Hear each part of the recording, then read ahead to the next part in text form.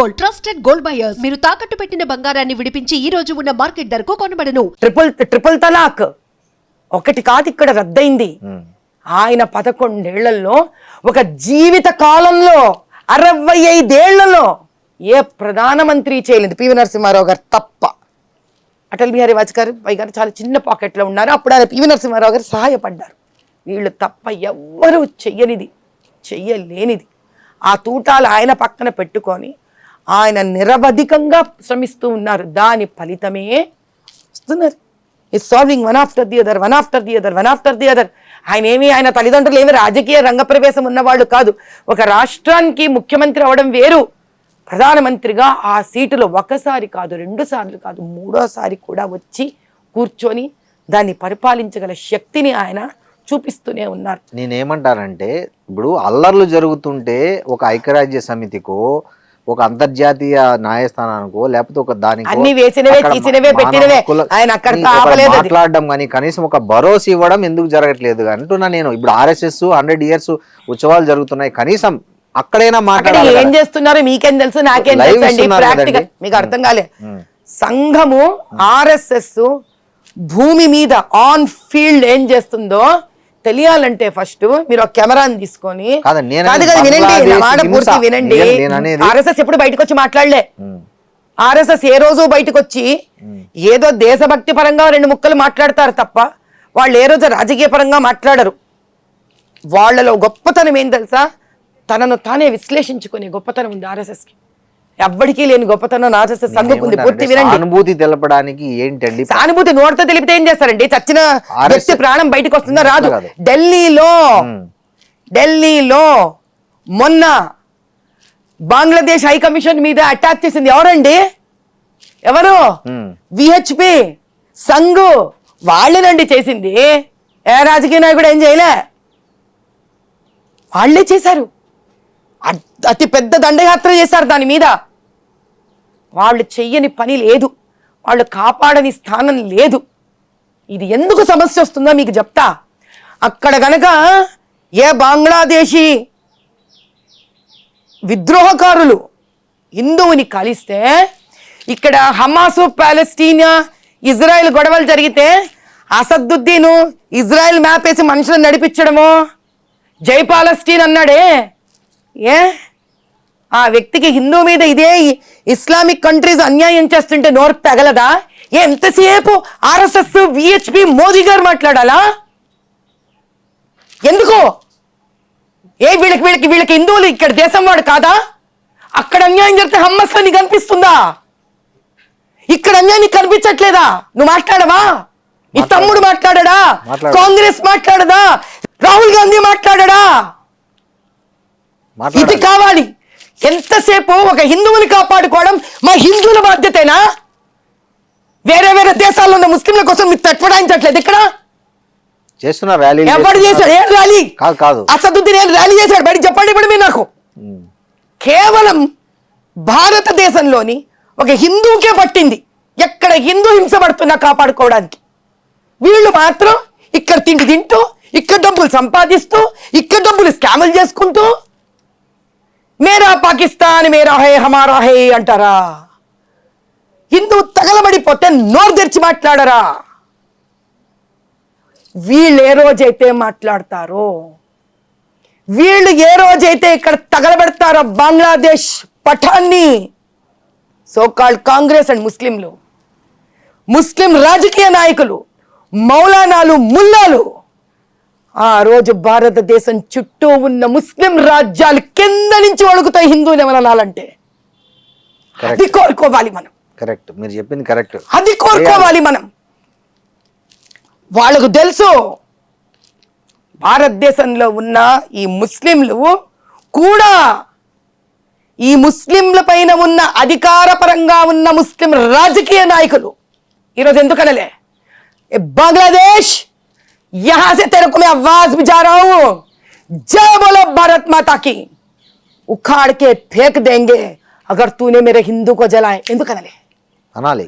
రాహుల్ గాంధీ ఎందుకనలే? ప్రియాంక ఎందుకనలే? సోనియా ఎందుకనలే? తమిళనాడులో వాళ్ళు ఎందుకనలే? రేవంత్ రెడ్డి ఎందుకనలే? కేరళలో ఎందుకనలే? వెస్ట్ బెంగాల్ ఎందుకు అనలే? జార్ఖండ్ ఎందుకు అనలే? అన్న రోజు భారతదేశం చుట్టుపక్కల ఉన్న ప్రతి కంట్రీ ఒక హిందువుని ముట్టుకోవాలంటే భయపడుతుంది. ఆ మార్పు భారతదేశంలో రావాలి. మేము అందరి కోసం పనిచేస్తామండి. హిందువులు అందరి కోసం పనిచేస్తాం. బీదవాడని బాధ వింటే వాడు ఏ మతమా ఏమో సంబంధం లేకుండా వెళ్ళి సహాయపడతాం. ఎందుకు తెలుసా? చివరికి భారతమాత బిడ్డలు కదా వాళ్ళు అని. మన అన్నదమ్ములే కదా, అక్క చెల్లెళ్ళే కదా అని.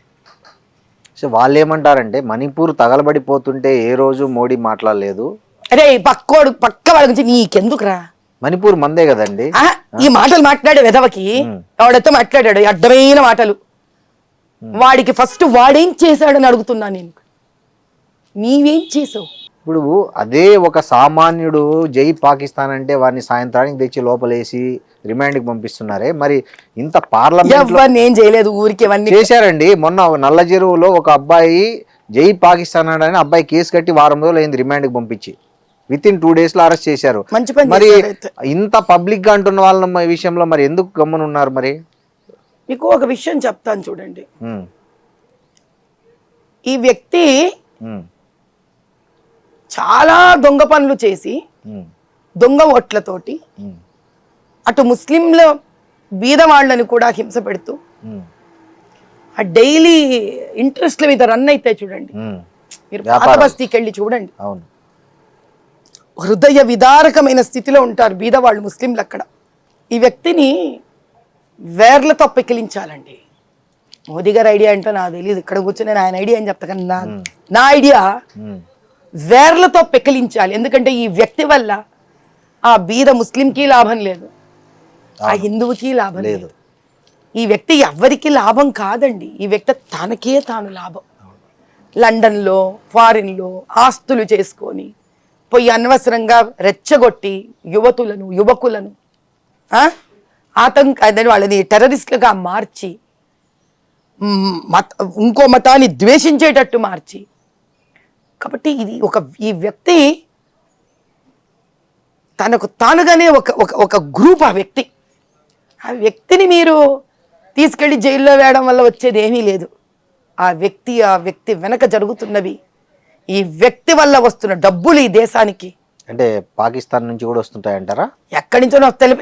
అడ్డకొంపోడికి ఇన్ని డబ్బులు ఏమిటండి? మళ్ళీ మీరు అదే మాట్లాడతారు. ఏమో ఎక్కడెక్కడి నుంచి వస్తున్నాయో, రాకపోతే ఎలా చేస్తాడు ఇన్ని పనులు? కాబట్టి అదంతా తెలుసుకొని వాటిని కత్తిరించాలండి. నిజంగానే మీరు ఒక లెటర్ రాయొచ్చు కదా మోడీకి. నేను ఎవరికి ఏం రాయక్కర్లేదు, ఆయన చేసే పనులు ఆయన చేస్తాడు, ఆయనకు తెలుసు. ఆయనకున్న పనులు ఆయనకు తెలుసు. నా పని నేను చేస్తే చాలు. ఇక్కడ నేను ఎవరికి ఏం చెప్పించగల, మీరు అది చేయండి ఇది చేయండి అని. నా పని నేను చేయాలి ఫస్ట్. కాదండి, అందుకే నాకు ఎప్పుడు కూడా నేను ఇంత పాత బస్తీలో తిరుగుతాను కదా. అవును, మీరు పాత బస్తీలో స్త్రీల కోసం చాలా రోజుల నుంచి కృషి చేస్తున్నారు. హిందూ ముస్లిం క్రిస్టియన్ అందరికీ చేస్తానండి నేను. స్కిల్ డెవలప్మెంట్ అని, టైలరింగ్, అందరికీ చేస్తాను, ఉపాధి కోసం పని చేస్తున్నారు కదా. సో కానీ మీరు ఒకటి గమనించారా, మొన్న మీ ఎన్నికల్లో ముస్లిమ్స్ బీజేపీ అంటేనే ఒక భయం పడే ఒక పరిస్థితి ఉంది. ఫస్ట్ దాన్ని ఎందుకు మీరు బయటికి తీసుకురావాలంటే మీ దగ్గర ఉన్న యాక్షన్ ప్లాన్ ఏంటి? సింపుల్ ఒకటే మాట చెప్తానండి. ముస్లిమ్స్కి బీజేపీ అంటే భయం నూరింది MIM. Very clear. మస్జిదులో మౌలాలు ముల్లాలు ఇమాములు వీళ్ళకి ఇదే పని. ముస్లింల తలకెళ్ళ దూర్చడం, బీజేపీ వస్తే నేను చంపేస్తుంది, నేను ఉండనివ్వదు, ఈ తప్పుడు చెడు ప్రచారం చేయడం వాళ్ళ పని. ఇది మారాలి అని అంటే మా బోటి నాయకులు అంటే నేను మోదీ గారి నుంచి కూడా చూసి నేర్చుకున్నా. ఏది అనవసరమో అక్కడ వాళ్ళని దూషించకూడదు. ఇప్పుడు నేను నా చారిటబుల్ ట్రస్ట్ ఉంది, నేను క్రిస్టియన్లకు పనిచేస్తాను, స్త్రీకి పనిచేస్తాను. ఆ స్త్రీ క్రిస్టియన్ అయినా హిందువైనా ముస్లిం అయినా ఎవరైనా కానీ బీదరికం, స్త్రీకి బీదరికం ఉండకూడదు, తల్లికి బీదరికం ఉండకూడదు. అవును, ఈరోజు నిజం చెప్పాలంటే ముస్లింలు కూడా మోదీ గారిని చాలా ఇష్టపడతారు. ఎవరో స్వార్థపరులు చేసుకున్నారు దాన్ని. కానీ నేను ప్రాక్టికల్గా నేను గుజరాత్కి వెళ్ళినప్పుడు, అహ్మదాబాద్ తిరిగినప్పుడు టాక్సీ డ్రైవర్ ముస్లిం. అప్పటికి నేను చాలా ఎన్నో ఏళ్ళ క్రితం, దిస్ ఇస్ ప్రాబబ్లీ ఇన్ 2010 అనుకుంటా, 10 or 11 టైంలో. ఓకే, నాకు ఇష్టం. I like to know politics. అక్కడ ప్రజలు ఏమి భావిస్తున్నారు అని స్టడీ చేశారు. అతను ఐ వాజ్ సర్ప్రైజ్డ్. ఎంత అభిమానంగా మాట్లాడుతున్నాడంటే మోదీ గారి గురించి. ఆయన అన్నాడు, అమ్మా పతంగులు ఇక్కడ ఇది వరకు చేసేదంతా మేము ముస్లింసే పతంగులు చేసేది. అవును, చాలా పెద్ద పతంగుల పండగని ఆయన చాలా దూరం తీసుకెళ్ళాడు. దానివల్ల మా ఎంతో మందికి దాని మీద ఆధారపడిన వాళ్ళకి ఒక సుస్థిరత వచ్చింది, ఒక జీవనాధారం వచ్చింది. కాబట్టి వాళ్ళదేముందండి, తన కోసం బతికే ఎంఐఎం లాంటి వాళ్ళు స్వార్థపరులు. ఈరోజు కేరళలో కమ్యూనిస్ట్ పార్టీలు లాంటి వాళ్ళు, ఆ వెస్ట్ బెంగాల్లో మమతా బెనర్జీ లాంటి వాళ్ళు, వాళ్ళకి ఏం పోయిందండి? తెలంగాణ బీజేపీ బండి సంజయ్ గారు కూడా ఇట్లాంటి స్టేట్మెంట్స్ ఇస్తుంటారు కదండి. మన జూబ్లీ హిల్స్ ఎన్నికల్లో కూడా టోపీ ఉన్నోనికి టోపీ లేనోనికి మధ్య పోరాటం ఇది అంటే, అప్పుడు సామాన్య ముస్లింను కూడా జనరలైజ్ చేయడం కరెక్ట్. నా స్టేట్మెంట్స్ వేరే, మీరు నాది నా వరకే. మీకు ఇది వరకు కూడా చెప్పాను. నేను వేరే వాళ్ళ గురించి వాళ్ళు ఏం మాట్లాడుతున్నట్టు మీరు వాళ్ళతో ఇంటర్వ్యూ చేసుకోండి. ఓకే, నాది నాతోనే మాట్లాడండి. Very simple. నేను అనేది అట్లాంటి స్టేట్మెంట్స్ వల్ల కూడా బీజేపీ అంటే భయం ఏర్పడుతుంది కదా అని ఆ స్టేట్మెంట్ తో బీజేపీకి భయం ఏర్పడుతుంటే, ఈ మేరా పాకిస్తాన్ అన్నప్పుడు భయం వేయట్లేదా ముస్లింలకు కూడా? హిందువులకు భయం వేయదా? కాబట్టి ఎందుకంటే ఊరికే ఏదో కోతి మన రొట్టె ముక్కలా తయారవుతుంది. కాబట్టి మీరు మాట్లాడతాం, మళ్ళీ నేను మాట్లాడతాను, టాపిక్ డైవర్ట్ అయిపోతాం. ఓకే, చెప్పండి. బేసిక్ గా ఇక్కడ ఎవరైతే జెన్యున్ గా భారతదేశ పౌరులు ఉన్నారు, ముస్లింల గురించి క్రిస్టియన్ల గురించి, వాళ్ళు ముస్లింలు క్రిస్టియన్లు కానీ భారత పౌరులు, భయంకరమైన బీదరికాన్ని అనుభవిస్తున్నారు. వాళ్ళని మనం అందరినీ కలుపుకొని మూకమ్మడిగా ముస్లింలు వీళ్ళ వల్ల అవుతుంది అని వాడే ప్రవర్తన ఉన్న వ్యక్తి మోదీ గారు కాదు. ఆయన ఎప్పుడు తన భాషణలో అందరినీ కలిపి ఒక తాటి కింద మాట్లాడారు. ఆయన సమస్యగా తీసుకొని మాట్లాడతారు. అలా ఆయన ఆధ్వర్యంలో, అలా ఆయన వ్యక్తిత్వం చూసే నేను బయటకు వచ్చాను. ఎందుకు? నేను అందరికీ సహాయపడతాను. నేను పార్దీవాడ బస్తీకి సహాయపడతాను, నేను మా నాయకు బస్తీకి సహాయపడతాను, ఫలక్నుమాలో ఆ పక్కన బ్రిడ్జ్ కింద ఉండే మా ఎస్సీ బస్తీకి సహాయపడతాను, నేను మా కార్వాన్ దగ్గర ఉండే జియాగూడ బస్తీకి సహాయపడతాను. అందరూ నా వాళ్ళే. నాకు ఒక బాధ్యత ఇచ్చాక వీళ్ళందరూ నా వాళ్ళే. బాధ్యత ఇవ్వకముందే అందరితో కలిసి పనిచేశాను.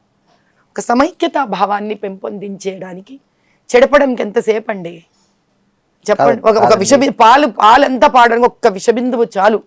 కానీ అది చక్కటి పరవాన్నం అవ్వాలంటే 2 గంటలు వండాలి. ఒక చక్కటి పరవాన్నం అవ్వాలంటే ఆ బెల్లం విరగకుండా పాలు అంత ఈజీ కాదు. కాబట్టి విరగకుండా చక్కటి పరవాన్నం తయారయ్యే భారతదేశం చెయ్యాలనే ప్రయత్నంలో ఆయన ఉన్నారు. అటువంటి తెలంగాణ చేయాలనే ప్రయత్నంలో నేనున్నాను. కాబట్టి అది ఓవర్ నైటో టకటక అవ్వదు కాదండి. మీరు చాలా గట్టి ఫైట్ ఇచ్చారు. అంటే ఎవరు ఊహించలే మీరు అంత గట్టిగా ఫైట్ ఇస్తారని. బహుశా నాకు తెలిసి అసదుద్దీన్ కూడా ఊహించున్నాడు. మీకు తెలుసు అప్పుడు మీకు జరిగిన వెన్నుపోట్లు మీకు తెలిసి ఉంటాయి. దొంగ ఓట్లే పక్కన పెడితే వెన్నుపోట్ల గురించి కూడా మీరు మాట్లాడాల్సి వస్తే ఏం మాట్లాడతారు? వెన్నుపోట్లు లేని ఒక రంగం ఏదుందో చెప్పండి నాకు చూద్దాం. సరే, మీ వరకు మీరు మాట చెప్పండి. అన్ని జర్నలిజంలో ఉందా? అన్నిట్లో ఉన్నాయండి వెన్నుపోట్లు. అన్నిటికీ సిద్ధపడే ముందుకు రావాలి. ఎవడైనా వెనక నుంచి పోడ్చేవాడి గురించి ఆలోచిస్తారు వ్యక్తి నేను కాదండి. ముందుకు ఎలా వెళ్ళగలనా ఆలోచించే వ్యక్తిని. మొన్నసారి తక్కువ మంది వెన్నుపోటు పొడిచిండే, ఇప్పుడు ఇంకా ఎక్కువ మంది వచ్చి పొడుచుకోండి. రెడీ బస్తమే సవాల్. నన్ను పొడిచేవాడు నా వెనక నుంచి నిలబడి పొడుస్తున్నాడండి. వాడి జీవితం వెనక నిలబడ్డానికి అయిపోలే శ్రీనివాస్ గారు. నేను ముందుకు వెళ్లే మనిషినండి. నేను ఉదయించే సూర్యుడిని. వాళ్ళు వెనక నుంచి పొడిచే అస్తమించే అమావాస్య చంద్రుడు లాంటి వాళ్ళు. ఒకళ్ళు కాకపోతే 10 తృప్తి రాలేదా 100 మంది ధరవండి, రాలేదా 1000 మంది ధరవండి. మీలాంటి వాడు మాది వీళ్ళతో ఆపలేరు. అంటే కాంగ్రెస్ పార్టీ లాంటి పాతుకుపోయినా కానీ బీఆర్ఎస్ లాంటి పార్టీలను గట్టిగా బుద్ధి చెప్పాలన్నా లేదా క్యాడర్ను బాగా మంచిగా మొబిలైజ్ చేయాలన్నా మీలాంటి వాళ్ళు కావాలి. సరే, సో ఆ అవకాశం ఇస్తే మీరు తీసుకోవడానికి రెడీనా? మీకు అర్థం కావట్లేదు. అవకాశం ఇస్తే ఓల్డ్ సిటీలో పోయే పోరాడిన మనిషినండి నేను.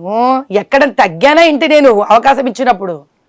సో రెడీ, బీజేపీ పగ్గాలు ఇస్తే నా తెలంగాణకి న్యాయం జరగడం కోసం, తెలంగాణ అభివృద్ధి చెందడం కోసం, ఇప్పటికైనా తెలంగాణకు పట్టిన దరిద్రం వదలడం కోసం నాకు పార్టీ ఏ బాధ్యత ఇచ్చినా శిరసా వహిస్తాను. నేను ఆనందంగా చేస్తాను, సంతోషంగా చేస్తాను. పదవిలో ఎంత పెద్దదా చిన్నదా కాదండి, చేసే మనసు పెద్దదై ఉండాలి నాన్న ప్రజల కోసం. కాదు, మొన్న మోడీ గారు ఎంపీలతో ఒక మాట అన్నారని వచ్చింది, చూసాం, మీరు కూడా చూసింటారు. మీరు సరిగా పర్ఫామ్ చేయట్లేదు, తెలంగాణలో ఇంత చేస్తున్నా కూడా మనం పవర్లోకి రాలేకపోతున్నాము అని. సో దీన్ని ఎట్లా తీసుకోవాలి బీజేపీ క్యాడర్? ఎట్లా తీసుకోవాలి ఏంటంటే భలే చెప్తారు. ఇప్పుడు పెద్ద మనిషి, మా పెద్దన్న ఆయన, మా అధిపతి, మన అధిపతి ఒక మాట అంటే దాన్ని వినాలి, దానిలో తప్పులు తెలుసుకోవాలి, ఐకమత్యంగా కలిసి ఉండాలి, ఆయన చెప్పిన మాట విని మార్పులు చెరుపులు చేసుకోవాలి. అలా పెద్ద విచిత్రం ఏముంది విషయం. ఐకమత్యం సాధ్యమేనా తెలంగాణ బీజేపీలో? ఐకమత్యం సాధ్యం కాకుండానే రజాకార్లను తరిమి కొట్టారా? ఎప్పుడైనా మీకు మాట చెప్తానయ్యా శ్రీనివాస్ గారు, ఐకమత్యం అనేది ఒక అవసరం లాంటిది. అవసరం, కరెక్ట్, పూర్తి చెప్పనివ్వండి. ఐకమత్యం అనేది ఒక అవసరం లాంటిది. భారతదేశాన్ని బ్రిటిషర్ దాస్య శృంఖలాల నుంచి విడిపించుకోవడానికి ఇన్ని భాషలు, ఇన్ని మతాలు, ఏంటి జిన్నా నెహ్రూ టైప్లోనే కలిసి పనిచేసిన దేశం ఇది. అవును. కాబట్టి నాయకులకు కూడా ఆ టైం ఇంకా తప్పదు, మాకు ఇంత ప్రేమించే ప్రజల కోసం మేము ఒకటవ్వవలసినదే, లేకపోతే మా ఉనికే ఎగిరిపోతుందేమో. ఓపెన్ మాట్లాడే వ్యక్తిని. కరెక్ట్. అవసరం ఎంతటిది, అవసరం వచ్చిన రోజు అట్లే ప్రజలు కూడా, అరే చివరికి మోదీ గారు కదరా అక్కడి నుంచి రాజ్యం వేయలేదు మనని, మనం ఆయన కోసం ఓటు వేసుకోవాల్సిందే, బీజేపీని గెలిపించుకొని తీరవలసిందే. మన వంతు ప్రయత్నం మనం కూడా సుస్థిరంగా చేద్దాం. ఈరోజు బీహార్ని గెలిపించుకున్నాడా లేదా ఆయన, ఢిల్లీని గెలిపించుకున్నాడా లేదా ఆయన, మహారాష్ట్రాన్ని గెలిపించుకున్నాడా లేదా ఆయన, దీన్ని కూడా మనం ఆయన గెలిపించిస్తే దీన్ని కూడా ఆయన బాగు చేస్తాడు. అక్కడి నుంచి తెలుసు ఆయనకి ఏం చెయ్యాలో అన్న నమ్మకం ఇట్లా ప్రజలు కూడా ముందుకు తీసుకొని వెళితే ఒక చోట రెండు కలిసిపోతాయి. బీజేపీ పాత తరం కొత్త తరం మధ్య క్లియర్ గ్యాప్ ఉన్న మాట వాస్తవాన్ని అంగీకరిస్తారా? నాకు అన్ని తెలియదండి. నేనేమో 18 నెలలు వచ్చి తప్పించుకుంటున్నారండి. నాకు అసలు తప్పించుకోవడం అంటే ఎలా ఉంటుందో తెలియదు. శ్రీనివాస్ గారు నన్న మీరు అనే తప్పించుకుంటున్నారు. గ్యాప్ మీరు ఫేస్ చేయలేదండి? నిజం చెప్పండి. నాకు ఇంతకీ పాత వాళ్ళు ఎవరో కొత్త వాళ్ళు ఎవరో తెలియదండి బాబు. అందరికన్నా కొత్త నేను. అదే నేను మీరు ఫేస్ చేశారా లేదా పార్టీలో? మీకు ఎంపీగా అనౌన్స్ చేసిన వెంటనే శ్రీనివాస్ గారు మీరు మాట చెప్తాను, చేసుకొని చెప్పండి. గుండెల మీద శుభ్రంగా వేసుకుంటాను, ఇక్కడ కూడా వేసుకుంటాను. మీరు ఆ ఫేస్ చేశారా లేదా? అమ్మవారి మంత్రం చెప్తాను. మీకు ఒక్క మాట చెప్తా, ప్రతి చోట ప్రతి రంగానికి ముందే తయారైన ఒక కుటుంబం ఉంటుంది, దానికి ఒక భాష ఉంటుంది. ఇదే ప్రశ్న మీరు గుండెల మీద వేసుకొని ప్రతి ఇంట్లో వచ్చిన ఒక కొత్త స్త్రీ ఎవరైతే వెళుతుందో కొత్త కుటుంబానికి, ఆమెని ఇబ్బంది పెట్టని ఒక్క ఫ్యామిలీని తీసి బయటికి అండి. నాకు ఇది మనుషులున్న చోట ఒక సైకాలజీ నడుస్తుందండి. కరెక్ట్ అండి, మీరు చెప్పే నిజమే. ఓపిక ఓర్మి కొత్తగా వెళ్ళిన వాళ్ళకు కూడా ఉండాలి. ఆల్రెడీ ఉన్న వాళ్ళకి ఎలా ఉంటుంది అని, ఇప్పుడు నా బోర్డుదైతే మహా డేంజరు పాపం, ఏమో నా పార్టీకి నేను బతికేస్తూ వెళ్ళిపోతా. ప్రజలు ఎట్లా ఆదరించారు. చావంటే భయం లేదు, బతకంటే తీపి లేదు, నిజం చెప్పడానికి ఆగను, ముందు వెనక చూసుకోను, పదవి ఇచ్చినా ఓకే అంటాను, ఇవ్వకపోయినా ఓకే అంటా, టికెట్ ఇచ్చినా ఓకే అంటాను, ఇవ్వకపోయినా ఓకే అంటాను. నేను కదండి పాపం వాళ్ళకి సమస్య.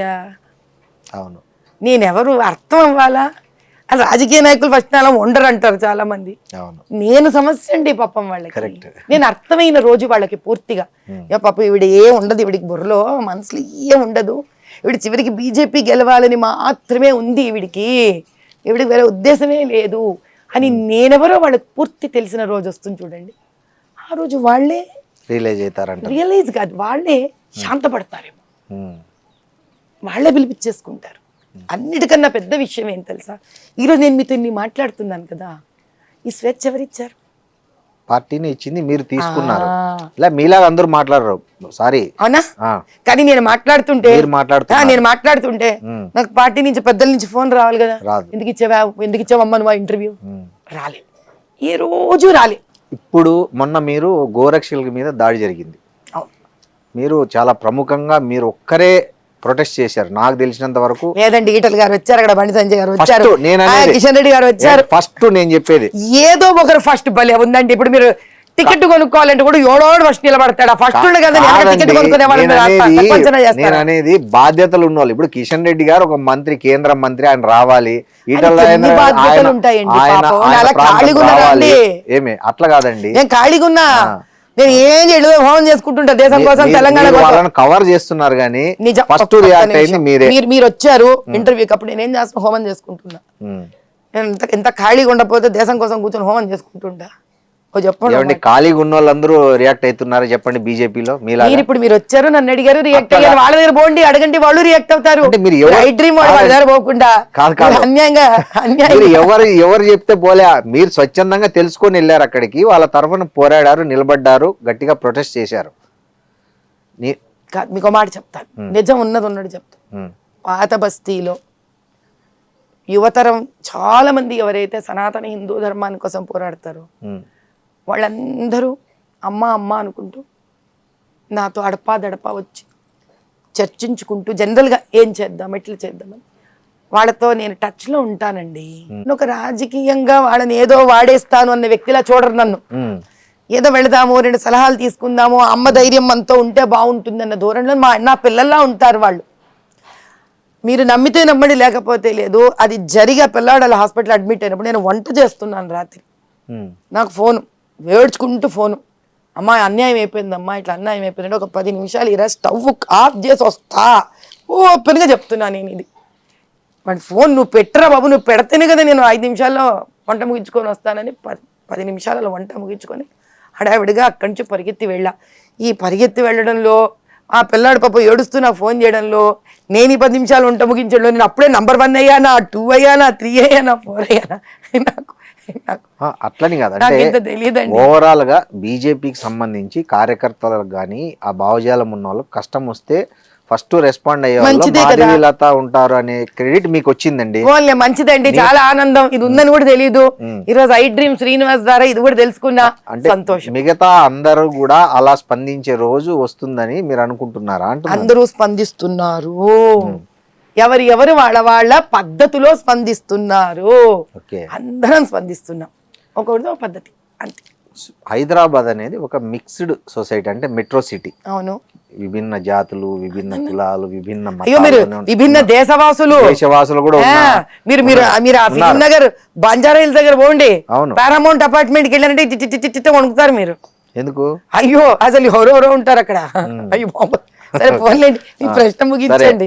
ఇలాంటి ఒక మిక్స్డ్ సిటీలో హిందుత్వ అనే కాన్సెప్ట్ మీదే రాజకీయాల్లో బాగా ఫేమస్ అయినటువంటి బీజేపీ పార్టీ నుంచి మీరు ఒక ఏదైనా ఒక రెడ్ లైన్ కానీ డెడ్ లైన్ కానీ గీసుకోవాల్సి వస్తే ఎక్కడ ఆపుతారు? అంటే ఒక దీన్ని హిందుత్వ గురించి మాట్లాడాలన్నా, రాజకీయానికి హిందుత్వానికి సంబంధం లేదు. నేను అనేది మళ్ళీ మీకు అదే చెప్తాను, నేనెవరో నేను అదే మాట్లాడతాను. నా దగ్గర ఎంతో మంది పాత బస్తీ నుంచి స్త్రీలు, పిల్లలు, మార్వాడీసు, ముస్లింలు అందరూ వస్తారు. కళ్ళ నీళ్లు పెట్టుకొని వచ్చిన నా కాన్స్టిట్యుయెన్సీ వాళ్ళని ఏ రంగుతో నన్ను చూడమంటారు? మీరు చూడరు. నాకు అదే భారతీయ జనతా పార్టీ. భారతీయ జనతా పార్టీలో 2 రంగులు ఉంటాయి, కాషాయం ఉంది, ఆకుపచ్చ ఉంది. మీరు ఆకుపచ్చ అంటారు? ఆకుపచ్చ అంటే ఐ మీన్ అందరినీ సమాన దృష్టితో చూసే మాధవి. ఇది ఒక మతం రంగు, అది ఒక మతం రంగు. అర్థమైంది. 2 మతాలని కూడా తీసుకొని ఆ మతంలోని మతాన్ని కాకుండా పచ్చదనాన్ని చూస్తూ, కాషాయ రంగులో ఉండే త్యాగాన్ని, స్ఫూర్తిని, ధైర్యాన్ని చూస్తూ, పరదేశీయులకి ఇక్కడ అవకాశం ఇవ్వకుండా, విన్నారా, పరదేశీయులకి ఇక్కడ అవకాశం ఇవ్వకుండా దేశద్రోహులను తరిమి కొట్టే పార్టీ బీజేపీ. మీరు హైదరాబాదు ముస్లిం మహిళల జీవితాల మీద స్టడీ చేశారు, చాలా చేశారు. మీరు చాలా విషయాలు మీ దృష్టికి వచ్చాయి ఆ స్టడీలో. సో వాళ్ళ జీవితాలు ప్రధానంగా స్ట్రక్ అవ్వడానికి అక్కడ బేసిక్ రీజన్ ఏమని మీరు గమనించారు? ఒకటి మతపరంగా అణిచివేయడం, స్త్రీకి ఆలోచించే స్వేచ్ఛనివ్వకపోవడం, బీదరికంలో వీళ్ళని ఆ సంపాదించే 10 రూపాయలని కూడా ఎలా వీళ్ళ నుంచి తీసేసుకునే మార్గం ఆలోచించాలా అంటే దీనిలో ఏం చేస్తారంటే వీళ్ళు రాత్రులంతా మొగుడిని మగపిల్లల్ని ఉద్యోగాలకు పోనీయకుండా ఇరానీ కేఫ్లు ఓపెన్ చేసి పెడతారు. రాత్రంతా మేలుకున్నవాడు పొద్దున్న లేస్తాడా? లేడు. వాడు వాడు ఉద్యోగానికి పోడు, వాడు సంపాదించాడు. ఎవరు సంపాదించాలి? స్త్రీ సంపాదించాలి. ఆవిడని ఏం చేస్తారు? పిల్లల మీద పిల్లల్ని కనిస్తారు. ఆవిడని ఏం చేస్తారు? మొహాన్ని చూడనివ్వకుండా చేస్తారు. అంటే ఆత్మధైర్యం నాశనం చేస్తారు. స్కూళ్ళని ఎదగనివ్వకుండా చేస్తారు. చివరికి వీళ్ళని ఎక్కడ పంపిస్తారు? మదార్సాలకు పంపిస్తారు. ఆ చదువుతో బయట మీరు బతకలేరు. మతం పేరిట, బీదరికం పేరిట, ఆత్మవిశ్వాసాన్ని చంపే పేరిట తొక్కేస్తే స్త్రీని వీళ్ళ ఇండ్లు, వీళ్ళ బంగ్లాలు, వీళ్ళ రాజకీయాలు ముందుకు వెళతాయి. మీరు చూసిన ఒక వరస్ట్ కేస్ స్టడీ ఏదైనా ఉందా? చెప్తారా? చెప్పలేనంత వరస్ట్ అండి అది. ఒకటి చెప్పండి. అంటే మిమ్మల్ని బాగా విపరీతంగా ప్రభావితం చేసిన ఒక కేస్ స్టడీ చెప్పండి ఓల్డ్ సిటీలో. నన్ను ఈ ప్రశ్న ఇప్పటిదాకా ఎవరు వేయలేదు శ్రీనివాస్ గారు. మీకు ఈ డైలీ వేజెస్ ఉంటాయా? సారీ, డైలీ ఇంట్రెస్ట్ మీద డబ్బులు నడుస్తాయా? Daily finance ఉంటదిలేండి. బాగా పొద్దునిస్తారు, సాయంత్రానికి వసూలు చేసుకుపోతారు. చిన్న వ్యాపారాలు పొద్దునిచ్చి సాయంత్రం కనుక ఇవ్వకపోతే ఆడొక్క రోజు చూస్తాడు, 2 రోజులు చూస్తాడండి. 3వ రోజు ఆ ఇంట్లో ఆడపిల్లని తీసుకెళ్ళి పెట్టుకుంటాడు వాడు. అంతకన్నా వస్ట్ కావాలా మీకు? అదండి స్త్రీని అవమానించడం అంటే. స్టిల్ ఇప్పటికీ దమ్ము లేదు ఎవ్వరికి అక్కడ పోవడానికి. అలా పోలీసులు కూడా వాళ్ళని ఏం చేయరండి. ఎందుకు? అంతా ఒకటైపోయి ఉన్నారు వాళ్ళందరూ. అందరి దగ్గర డబ్బులు తింటారు వాళ్ళ. ఇది ఒక ఉద్యమం అండి. రజాకార్లు ఎక్కడికి పోలేదు, ఇంకా ఇక్కడే ఉన్నారు రజాకార్లు. అది ముస్లిం స్త్రీనా, హిందూ స్త్రీనా, క్రిస్టియన్ స్త్రీనా, ఎస్సీ స్త్రీనా, ఎస్టీ స్త్రీనా, అగర్వాల్ స్త్రీనా, ఏ స్త్రీయేనండి. అలా అమ్మాయిని తీసుకుపోయి మళ్ళీ డబ్బులు కట్టే వరకు పంపిరా? అంతే. మీరు ఆ కట్టాల్సింది ఎంత ఉందో అదో వెలగడతాడు వాడు, మళ్ళీ పంపించేస్తాడు. అంటే అమ్మాయిని లిటరల్ గా దాని మీద కేసులు బుక్ చేయడం. మీరు భలే మాట్లాడతారండి. మర్డర్లు జరుగుతుంటే బయటికి రాదు ఓల్డ్ సిటీలో. సైలెంట్ గా ఉందంటే అక్కడ ఏం జరగట్లేదని కాదు, అక్కడి నుంచి బయటికి రావట్లేదని అర్థం. సో ఈ పంచాయతీ ఎన్నికల్లో బీజేపీ చాలా తక్కువ స్థానాల్లో గెలుచుకుంది రాష్ట్రంలో. మరి ఈ సిచ్యువేషన్లో వచ్చే జిహెచ్ఎంసీ ఎన్నికల్లో బీజేపీ ప్రభావం ఎలా ఉండబోతుంది అంటారు? ప్రజలలో విపరీతమైన ప్రేమ అయితే ఉందండి. కానీ నిజం చెప్పాలంటే నేను చాలా చోట్ల వెళ్ళేసి వచ్చాను. మొన్ననే ఎల్గూరు, రంగంపేట, వరంగల్ వెళ్ళాను నేను. అక్కడ ఎరకల అమ్మాయి, ఎస్టీ అమ్మాయి నెగ్గితే వాళ్ళు నాకు ఫోన్ చేశారు. అక్కడ ఆదివాసీ కళ్యాణ్ అసోసియేషన్ వాళ్ళు ఉంటారు, వాళ్ళని పిలిచారు. అమ్మ నువ్వు రా అమ్మా, నీ చేతులతో, అందులో పిల్ల 7వ నెల కడుపుతో ఉంది, నీ చేతులతో శ్రీమంతం చేసి వెళ్ళు అంటే ఇక్కడి నుంచి ఎలుగురు వెళ్ళా. వెళ్ళి అక్కడ అటు పక్కన ఎస్సీ రిజర్వేషన్ ఒక పిల్లవాడు వచ్చాడు, ఈ అమ్మాయి ఎస్టీ అమ్మాయి, ఇంకో రిజర్వేషన్, 3 పంచాయతీ ప్రెసిడెంట్లు బీజేపీ వాళ్ళు కూర్చొని ఉన్నారు. ఇంకో మిగతా 2 భద్రాచలం కూడా వెళ్ళొచ్చా నేను. అది కూడా మనకి ఎస్టీ నాయక్ ప్రాంతం. అడిగాను, ఏం రా నాన్న ఏమయ్యింది నీది అంటే, ఏం చెప్పాలమ్మా, ఇష్టం వచ్చినట్టు డబ్బులు వెదజల్లుతున్నారు, ఇష్టం వచ్చినట్టు భోజనాలు పెడుతున్నారు, డబ్బులు ఇస్తున్నారు, ఎక్కడి తేనమ్మా డబ్బులు? ఈ ప్రశ్నకు ప్రజలే సమాధానం ఇవ్వాలి. అంత డబ్బు అయితే నేను కూడా నిలబడలేనండి ఎలక్షన్స్, నా చేత కాదు. ఎంతో మంది ఉన్నారు 200 కోట్ల పైచీలకు ఆస్తులు చూపించిన మీరే డబ్బు ఇవ్వలేను అంటే మీరు మంచి ప్రశ్న వేశారండి. 200 పైచీలకు ఉన్నవి షేర్స్ ఉంటాయి, కంపెనీ ఉంటుంది, సెటప్ ఉంటుంది. అవన్నీ రాజకీయంలో ఓటుకి నోటుకి ఇచ్చుకోవడానికి కాదు ఆ డబ్బులు. నేను చేసే చారిటబుల్ ప్రోగ్రామ్స్ కి ఎప్పుడు అప్పలేదేమా వారు?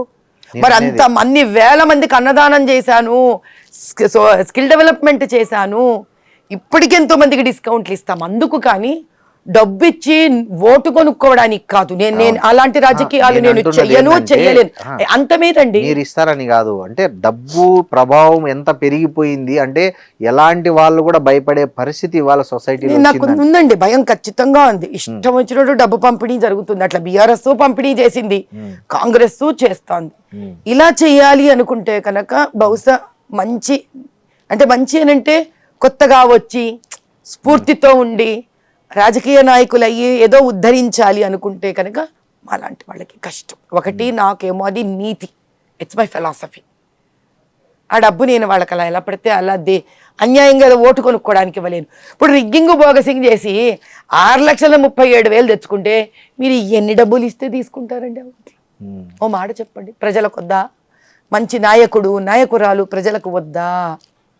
అప్పుడు నేను అక్కడ అడిగాను ఎలుగురు వాళ్ళని, మరి మీరెందుకమ్మా ఓటు వేశారు, మరి వీళ్ళు మీకెట్లా డబ్బులు ఇవ్వకుండా? ఆ పాపం ఎరుకల పిల్లలు డబ్బులేం లేవు దాని దగ్గర, మరి ఎలా గెలిచావి అంటే బీఆర్ఎస్ గవర్నమెంట్ కాంగ్రెస్ గవర్నమెంట్ ఎంత అన్యాయం చేసిందంటే ఇక్కడ ఇప్పటికి మా ఎస్టీ వాళ్ళందరూ ఓ నిర్ణయానికి వచ్చారు, మనలో ఒకళ్ళని నెగ్గించుకోవాలి, అప్పుడే మన ఊపిరి బయటకు వస్తుంది అని.